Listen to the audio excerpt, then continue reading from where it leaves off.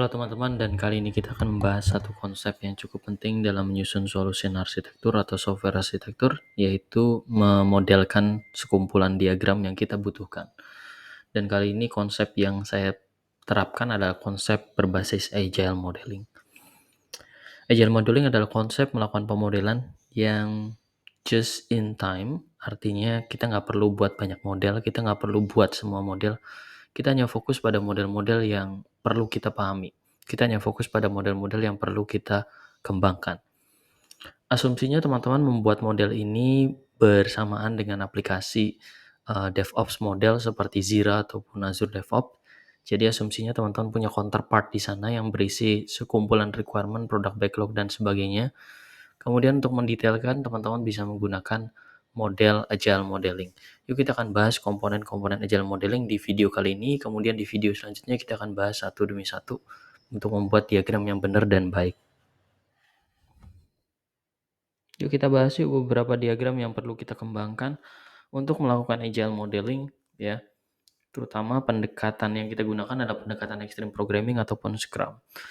Teman-teman bisa melihat di sini di sebelah kiri, ya. Di sebelah kiri saya akan besarkan sedikit. Di sini kita memiliki user hierarchy, ya. User hierarchy ini menggambarkan pengguna, ya, menggambarkan sekumpulan pengguna yang menggunakan sistem. Kenapa dinamakan user hierarchy? Karena bisa saja satu user berhubungan dengan user yang lain. Contohnya seorang admin mungkin adalah seorang member biasa yang memiliki kapabilitas untuk mengakses data di backend.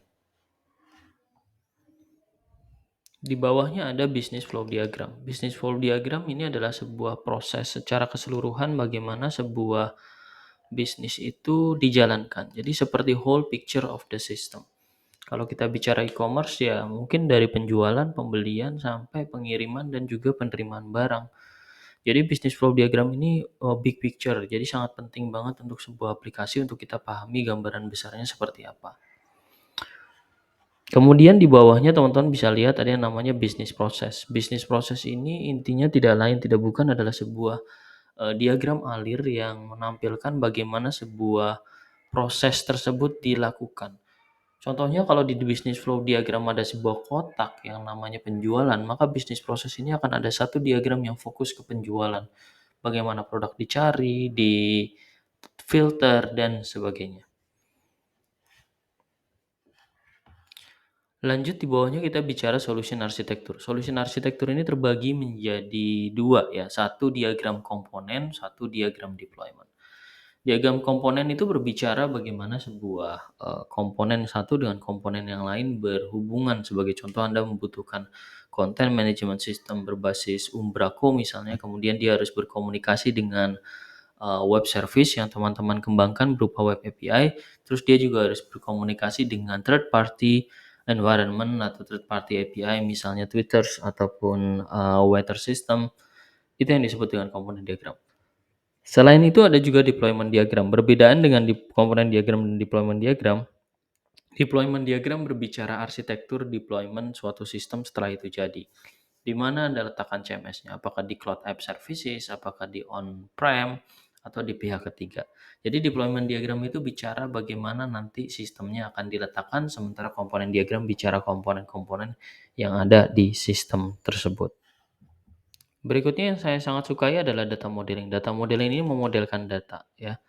Sebenarnya data modeling ini tidak harus Anda lakukan di sini. Kalau Anda menggunakan mazhab kode dulu terus data gitu ya, oke, atau code to model, maka teman-teman bisa mengabaikan ini. Tapi kalau teman-teman lebih suka menyusun ERD atau physical data model, data modeling ini bisa membantu teman-teman untuk melakukan hal tersebut. Jadi di sini teman-teman bisa melihat ya ada table, view, prosedur, dan sebagainya.